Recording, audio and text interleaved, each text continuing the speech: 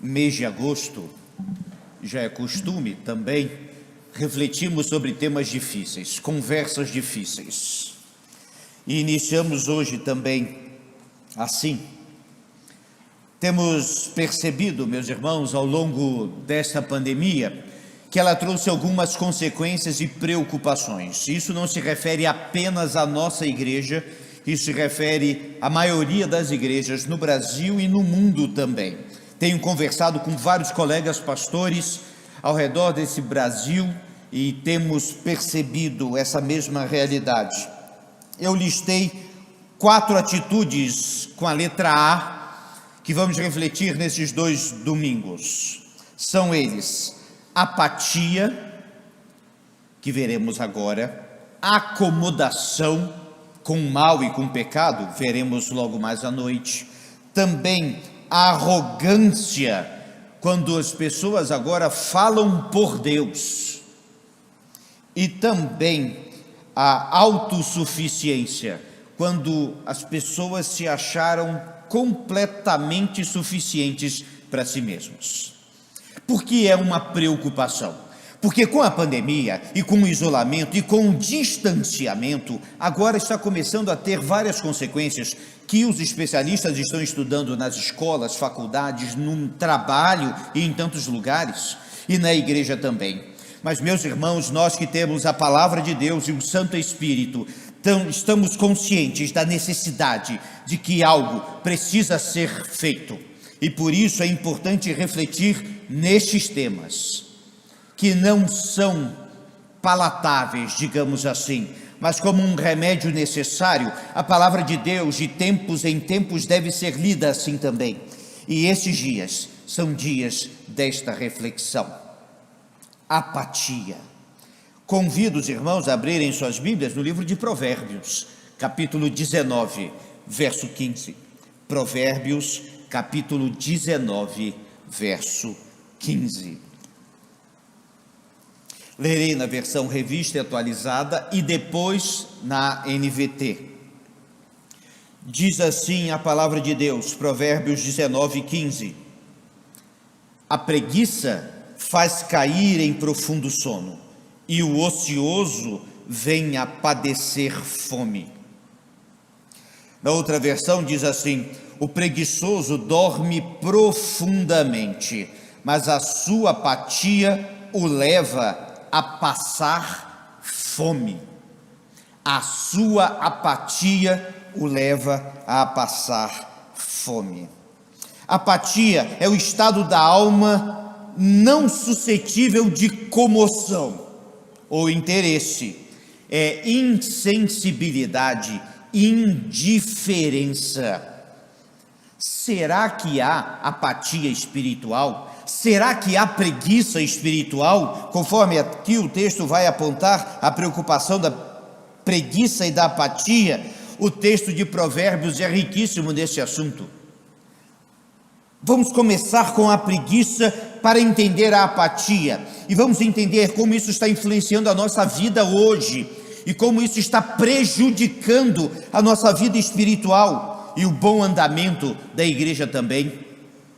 Preguiça espiritual. Será que isso existe? Será que há preguiçosos espirituais? Será que há aqueles que estão tão distraídos com outras coisas? A preguiça era uma preocupação do livro do autor de Provérbios. Há 19 versículos em Provérbios criticando e alertando sobre a preguiça. 19. Daí a importância disso. Preguiça não é cansaço. Cuidado. Preguiça é letargia, é moleza proposital, desejo de não fazer nada. O cansaço é fruto do trabalho. A preguiça é do desejo de não trabalhar. O cansaço espiritual muitas vezes acontece e ele é renovado pelo Senhor, a pessoa. Assim, a preguiça espiritual já é problema. Na realidade, é pecado. Do ponto de vista espiritual, precisamos entender algumas coisas. Primeiro que o preguiçoso, ele é responsável pela sua conduta de preguiça e pela sua vida espiritual decadente. É fácil apontar para os outros, é fácil culpar que às vezes o culto está só online, é fácil dizer isso ou dizer aquilo, mas a nossa preguiça é responsabilidade nossa, é pecado nosso, é falha nossa, cuidado com isso. Ser preguiçoso não o isenta da responsabilidade pessoal diante de Deus. O preguiçoso sabe o que precisa ser feito, mas não o faz. Fica em cima do muro, fica do outro lado, sabe o caminho, sabe o destino, sabe como fazer, mas não o faz. Será que precisamos falar o óbvio dos púlpitos constantemente? Será que precisamos insistir para falar do básico da vida cristã e da nossa vida com Deus? Será que precisamos toda hora ficar cutucando ou alertando sobre o essencial? Não, meus irmãos, não, se nós não formos preguiçosos diante do Senhor. O preguiçoso espiritual, diferente do preguiçoso da vida pessoal comum, não é aquele que deixa de fazer algo, mas não fazer algo já é fazer algo mal.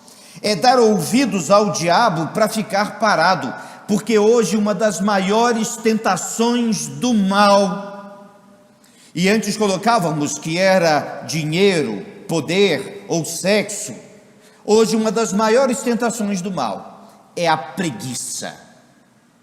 É deixar quieto, é não levantar agora, é não sair da cama, é não ir para a igreja, é não ajudar o próximo, é não fazer o que nós sabemos que precisa ser feito.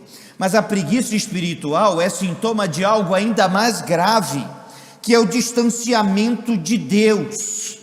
Meus irmãos, distanciamento social por causa de uma pandemia global não justifica distanciamento de Deus, nem da palavra de Deus, nem mesmo de um distanciamento sábio dos irmãos, pois se não podemos ficar próximos, podemos telefonar, podemos passar uma mensagem, podemos estar juntos online de alguma outra forma, mas aqui eu quero falar do distanciamento de Deus. Essa falta de visão, a falta da busca, a falta do desejo, sim, do desejo. E temos visto ao longo dessa pandemia, quando alguns irmãos podem e conseguem voltar para a igreja, como se derrubam em lágrimas, como, que saudade de estar na casa de Deus, quarta, domingo de manhã, domingo à noite, e estarmos juntos. Cuidado com a preguiça. O preguiçoso dorme quando não devia, foge quando não podia, não ajuda quando o outro precisava. Preguiça é demonstração de um egoísmo pessoal, onde você se acha melhor e maior. O alerta do livro de Provérbios a respeito da preguiça, e ele vai se repetindo, ele aponta que a preguiça faz cair em profundo sono e não fazer nada. Mas como eu deixo de ser este preguiçoso? Primeiro, vá direto na causa, busque ao Senhor de todo o teu coração e toda a tua força. Quando Jesus Cristo elenca os 2 principais mandamentos, meus irmãos, ele coloca no primeiro: amarás o Senhor teu Deus de todo o teu coração, alma, entendimento e força. Essa busca tem que acontecer. Você tem que lutar contra a preguiça, porque a carne e todo o mal sempre vai motivar a preguiça espiritual. É aquele: hoje eu não preciso ler a Bíblia, ou talvez depois, ou mais tarde. Vocês já viram como nós não chegamos atrasados no cinema? Já viram isso? Experimenta chegar atrasado no cinema, você até pode, o filme vai continuar. Vocês já viram que quem vai fazer um concurso que presta e deseja muito, não chega atrasado no local da prova? Já repararam isso? Vocês já viram que os motivos de atraso não têm motivos? Lute contra a preguiça. Deve existir, eu quero insistir, um departamento no inferno que trata deste tema, porque é muito grande em nossos dias. Tenha uma vida espiritual abundante, são 3 palavras que todo crente sabe e tem que repetir: Bíblia, oração e igreja. Bíblia, que é a palavra de Deus, e nela mergulhamos, nela está fundamentada a nossa fé. Oração é o seu dia a dia com Deus, é relacionamento, é diálogo.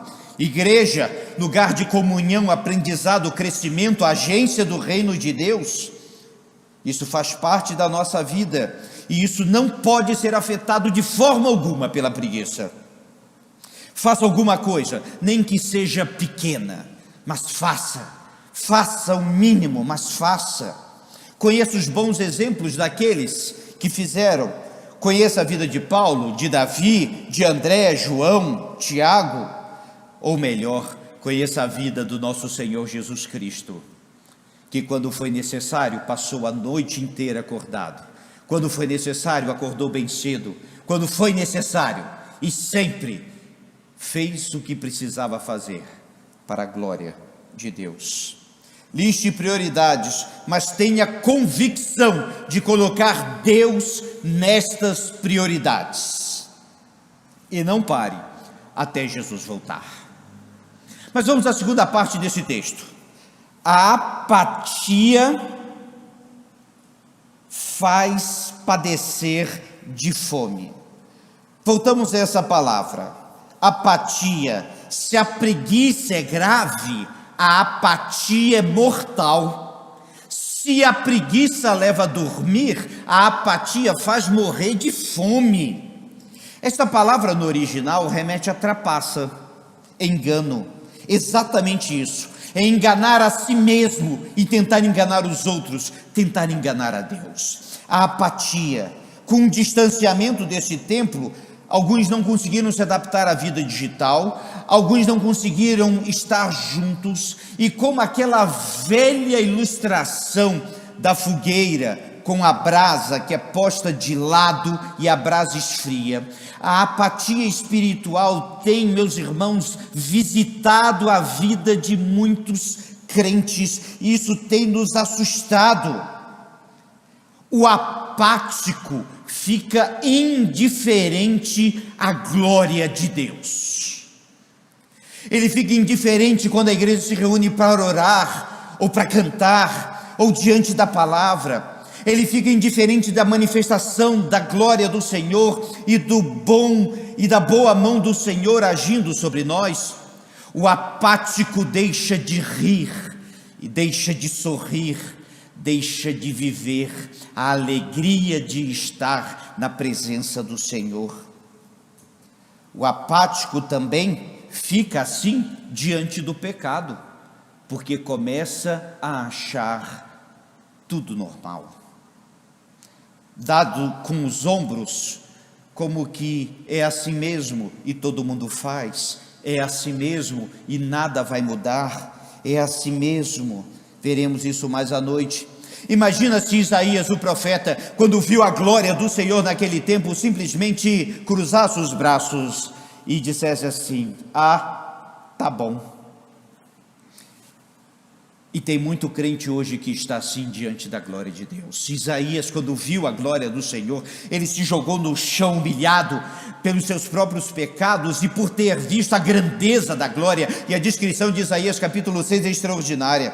Imagina Paulo, se fosse apático quando foi jogado ao chão ao ter visto a glória de Jesus Cristo, se ele simplesmente se levantasse cego e voltasse pelo caminho que ele estava. Não, meus irmãos, eu falo aqui não de um emocionalismo ou de uma aparência de cristianismo, eu falo de vida com Deus. Temos um estudo de caso a respeito disso, que é o autor desse livro que nós lemos.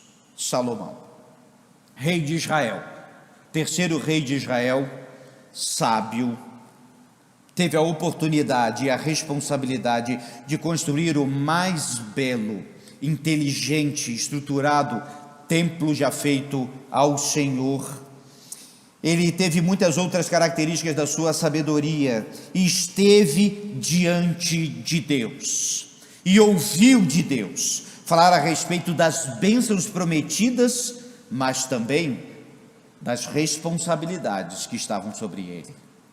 Bem, meus irmãos, em algum momento da vida de Salomão, e perceba o que acontece, ele se deixou levar pelos prazeres da carne em primeiro lugar. Depois, deixou-se envolver pela idolatria e tirou o foco de Deus para outros deuses. Depois, ele se deixou levar pela opinião dos seus amiguinhos. Literalmente isso. Enquanto os conselheiros e sábios davam uma orientação clara, ele se deixou levar pelos seus amiguinhos, quase que amigos de boteco, para dirigir o povo. Se deixou levar e esqueceu de buscar ao Senhor. E então ele se tornou apático. E eu pergunto, quantos estão passando por isso agora mesmo? Quantos estão sendo maciçamente tentados pela carne e hoje através da internet, literalmente, tão facilmente? Quantos estão se deixando envolver e se ocupar e se distrair por tantas coisas nesse tempo e estão esquecendo de buscar e de viver para o Senhor? Salomão foi assim. Salomão foi sábio, mas deixou de ser santo. E essa é toda a diferença. Mas, meus irmãos, e a misericórdia do Senhor é extraordinária. Salomão teve um outro momento na sua vida, mais adiante da sua idade. Alguns autores estão convictos a respeito disso.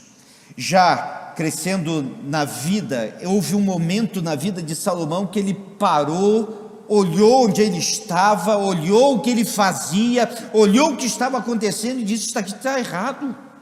E começou a buscar novamente.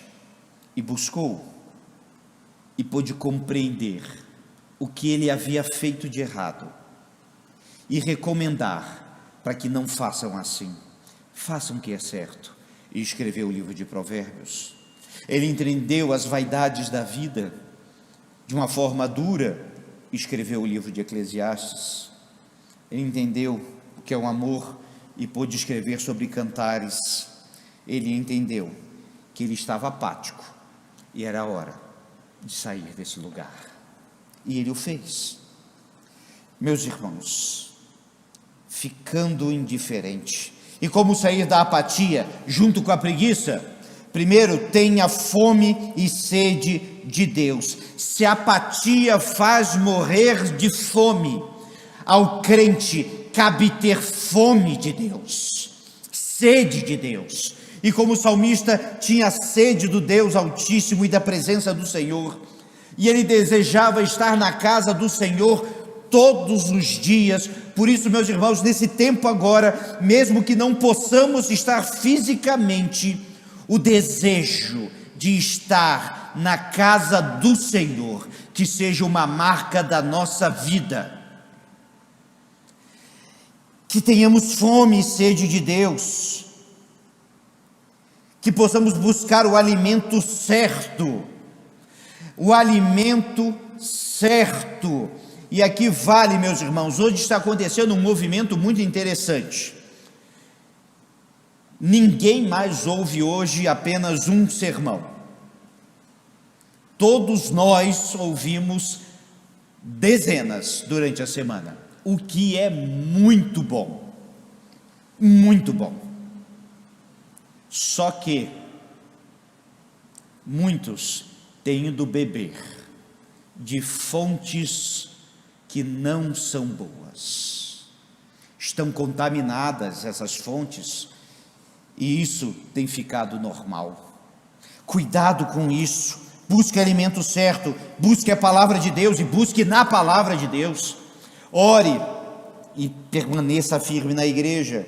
Tire todas as distrações, elas ajudam a ficar apáticos. E como? Tente desocupar a sua agenda para que você tenha uma vida espiritual intensa e ocupada. Gosto de pensar assim: Jesus Cristo fez coisas extraordinárias por você e por mim. Faça também algo extraordinário para Deus todos os dias da sua vida. Vale a pena? Vá a Jesus. Jesus quis tirar o homem da sua apatia. Veja como ele trata os seus discípulos: vem, segue-me, e eu farei pescadores de homens. A outros ele vai dizer: vinde a mim, vós que estáis cansados e oprimidos. Ele vai convidar para que você saia do seu lugar e venha até ele. E agora, meus irmãos, que a igreja possa levantar do seu lugar, você onde estiver, aqui, em casa, online, assistindo de outro lugar, e lembrar que não podemos permitir ficar assim. Há um ditado popular que diz que em fazenda não pode haver preguiça e nem apatia, acrescento eu. Quem trabalha na fazenda sabe o que é isso, sabe que tem hora de arar a terra e tem hora de plantar, sabe que tem hora de corrigir o solo e hora de irrigar, sabe que tem hora de colher e tem hora de começar tudo isso, sabe que tem que acordar cedo com as galinhas ou antes delas, e sabe que tem que fazer o que precisa ser feito, senão a fazenda não vai para frente. Se numa fazenda é assim, imagine a nossa vida espiritual. Assim é com a igreja. Apatia não pode fazer parte do nosso dia a dia, e não podemos permitir que aquele que está do nosso lado fique assim. A preguiça não pode nos visitar, e eu falo aqui de preguiça espiritual. E por isso, meus irmãos, que nesta manhã e neste dia, e diante da palavra do Senhor e desse desafio, possamos erguer nossos corpos e vidas, possamos arregaçar as mangas, possamos dobrar os joelhos, ouvir o ide de Jesus, ou vinde dele, e anunciar que Jesus Cristo veio para salvar, para mudar a vida, para santificar a nossa vida e a igreja, e continuar firmes. Vamos ficar de pé e vamos cantar.